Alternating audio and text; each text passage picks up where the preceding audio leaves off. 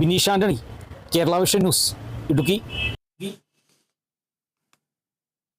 കോഴിക്കോട് നഗരത്തിൽ ശക്തമായ കാറ്റിലും മഴയിലും വൻ നാശനഷ്ടം. പുതിയ ബസ് സ്റ്റാൻഡിൽ ഇരുമ്പിന്റെയും തകരയുടെയും ഷീറ്റുകൾ പാറി വീണു. 2 പേർക്ക് പരിക്കേറ്റു. റിയാസ് കെ.മാർ ചേരുന്നു വിവരങ്ങളുമായി. റിയാസ്, പറയൂ. കാളിദാസ, കോഴിക്കോട് ഇപ്പോഴും മഴ ശക്തമായി തന്നെ തുടരുകയാണ്. മഴയ്ക്ക് നേരിയൊരു ശമനം ഇപ്പോൾ ഉണ്ടായി എന്ന് പറയാം. പക്ഷെ എങ്കിൽ കൂടിയും മഴ പൂർണ്ണമായി മാറി നിന്നിട്ടില്ല. വൈകിട്ട് മുതൽ അതിശക്തമായ മഴയായിരുന്നു. വൈകിട്ട് ശക്തമായ കാറ്റും വീശിയിരുന്നു. വൈകിട്ടും സന്ധ്യയ്ക്കുമെല്ലാമായി. അതിനിടെ കോഴിക്കോട് പുതിയ ബസ് സ്റ്റാൻഡിലാണ് ശക്തമായ കാറ്റിലും മഴയിലും ഈ പുതിയ ബസ് സ്റ്റാൻഡിലുള്ള തകരയുടെയും ഇരുമ്പിന്റെയും ഒരു ഷീറ്റുണ്ട്. അതിന്റെ കോൺക്രീറ്റ് പാളികളെല്ലാം തന്നെ അടർന്ന് അതിന്റെ കമ്പി ഉൾപ്പെടെ ഇളകി താഴേക്ക് പതിക്കുകയായിരുന്നു. ആ ഒരു വാഹനത്തിന് മുകളിലേക്കാണ് ഇത് പതിച്ചത്. ആ സമയത്ത് കാര്യമായ യാത്രക്കാരൊന്നും ഇല്ലാത്തത് കൊണ്ട് വലിയ ദുരന്തം ഒഴിവായി. പക്ഷേ ദൗർഭാഗ്യകരമെന്ന് പറയാം, ഈ പരിസരത്തുണ്ടായിരുന്ന കോഴിക്കോട് പുതിയ ബസ് സ്റ്റാൻഡിലെ ചുമട്ടുതൊഴിലാളി നല്ലളം സ്വദേശിയായിട്ടുള്ള റഹീം, ഒപ്പം തന്നെ മറ്റൊരു യാത്രക്കാരൻ എന്നിവരുടെ തലയ്ക്കൊരു അതിന്റെ വശം കൊണ്ട്, ഈ ഷീറ്റിന്റെ വശം കൊണ്ട് തലയ്ക്ക് ചെറിയ പരിക്കാണ് ഏറ്റത്. പക്ഷേ അവരുടെ പരിക്ക് സാരമുള്ളതല്ല, ഗുരുതരമല്ല.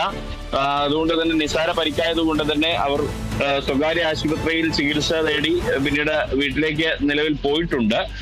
എങ്കിൽ കൂടിയും ഈ ഒരു സംഭവം ഏറെ ആശങ്ക ജനിപ്പിക്കുന്നതാണ്.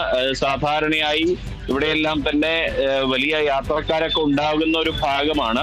പക്ഷേ ഭാഗ്യമെന്ന് പറയാം, ഈ നേരത്തെ മഴ പെയ്യുന്ന ശക്തമായ മഴയും കാറ്റുമായതുകൊണ്ട് തന്നെ പല യാത്രക്കാരും നേരത്തെ വീട് പിടിച്ചതിനാലും ഒപ്പം തന്നെ ബസ്സുകളെല്ലാം തന്നെ സർവീസ് കുറവായതിൽ കൊണ്ടുമൊക്കെയാണ് ഈ അപകട സമയത്ത് കാര്യമായ ആളുകൾ അവിടെ ഇല്ലാതിരുന്നത് എന്ന് പറയാം. കൂടാതെ 3 കടകളുടെ ബോർഡുകൾ തകർന്നിട്ടുണ്ട്. 7 സ്കൂട്ടറുകൾക്ക് കേടുപാടുകൾ സംഭവിച്ചിട്ടുമുണ്ട്. കാളിദാസ്.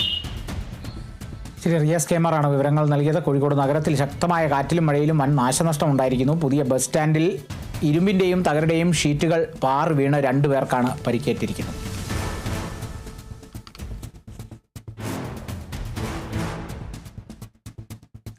ബീഹാർ നിയമസഭാ തെരഞ്ഞെടുപ്പിൽ മഹാസഖ്യത്തെ RJD നേതാവ് തേജസ്വി യാദവ് നയിക്കും. അധികാരത്തിലെത്തിയാൽ തേജസ്വി മുഖ്യമന്ത്രിയാകുമെന്ന് കോൺഗ്രസ് നേതാവ് അശോക് ഗെഹ്ലോട്ട് പ്രഖ്യാപിച്ചു. വികാസ്ശീൽ ഇൻസാൻ പാർട്ടി നേതാവ് മുകേഷ് സാഹ്നിയാണ് ഉപമുഖ്യമന്ത്രി സ്ഥാനാർത്ഥി.